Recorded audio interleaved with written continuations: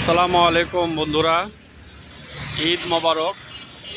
জাতীয় ঈদগাহ ময়দানের সামনে থেকে আপনাদেরকে কিছু অংশ ভিডিও করে দেখাবো। হাইকোর্টের পাশে যে জাতীয় ঈদগাহ ময়দান রয়েছে সেটি যথারীতি প্যান্ডেল ঘেরার মাধ্যমে প্রস্তুত হয়ে গেছে। ওটা ময়দান সামিয়ানা দিয়ে ঢেকা হচ্ছে, সুরক্ষিত।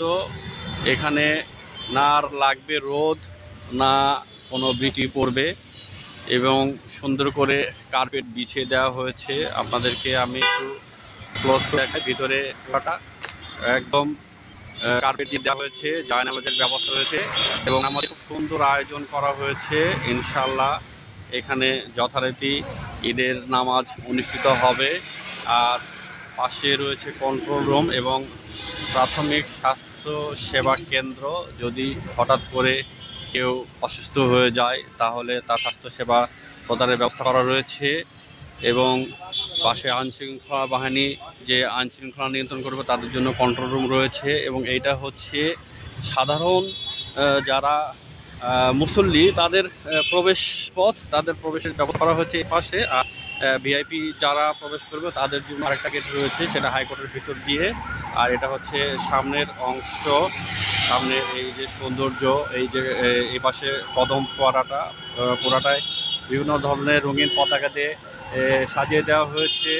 পাশে রয়েছে আর একটা কন্ট্রোল টাওয়ার। আর বাইরের অংশ রাস্তা ফাঁকা। আশা করা যায় আবহাওয়া ভালো থাকলে ইনশাল্লাহ এখানে সুন্দরভাবে জামাত অনুষ্ঠিত হবে। আর এই হলো সার্বিক অবস্থা। পুরা মাঠ একদম ঘিরে দেওয়া হয়েছে। এটা একটা বিশাল ঈদগাহ ময়দান, পুরাটাই ঘিরে দেওয়া হয়েছে।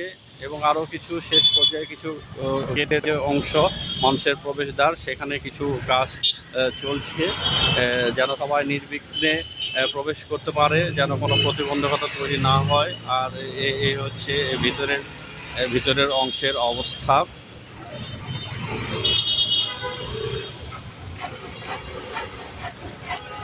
পুরাটাই ইনশাল্লাহ ঈদের নামাজের জন্য তৈরি করা হচ্ছে, যেন সবাই এখানে নির্বিঘ্নে একসঙ্গে বড় একটা জামাতে অংশগ্রহণের মাধ্যমে ঈদের নামাজ আদায় করতে পারে।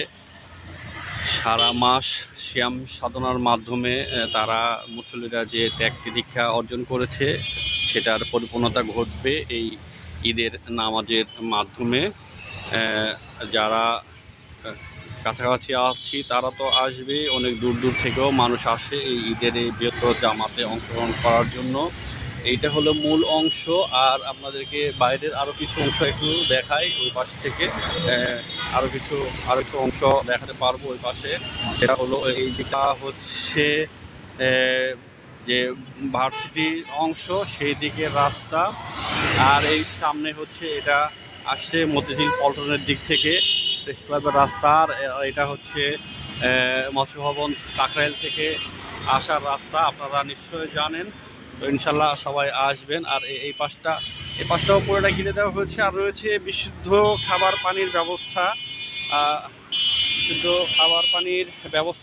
রয়েছে।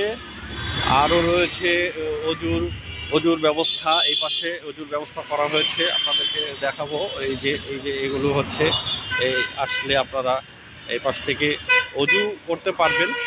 যদি দেখা যায় অজু করে আসেন নাই বা অজু করতে হবে, তাহলে অজুর ব্যবস্থা আছে, অজু করতে পারবেন। আর আইনশৃঙ্খলা বাহিনীর যারা সদস্য তারা যথাযথভাবে তারা দায়িত্বে নিয়োজিত রয়েছেন।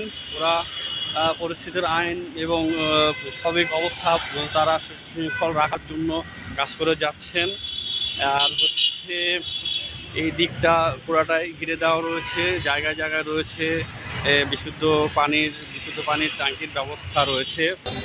যদি আরেকটু কাছ থেকে দেখায় তাহলে দেখতে পাবেন এই বিশুদ্ধ পানির ব্যবস্থা রয়েছে। সব দিকে বিশুদ্ধ পানির ব্যবস্থা করা রয়েছে।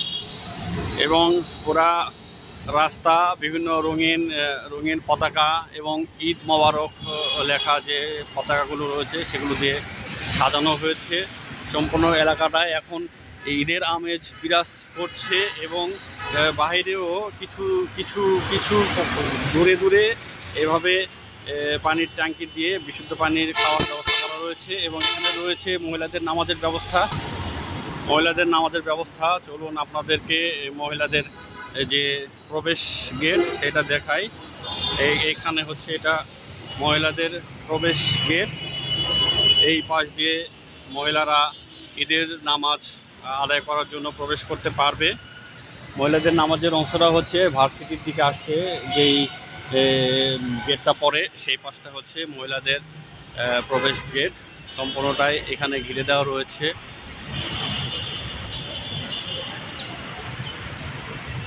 আর এখানে রয়েছে মহিলাদের জন্য আলাদা টয়লেটের ব্যবস্থাও করা হয়েছে। সেটা এখান থেকে আরেকটু 150 গজ সামনে রয়েছে বিশুদ্ধ পানির খাবারের ব্যবস্থা।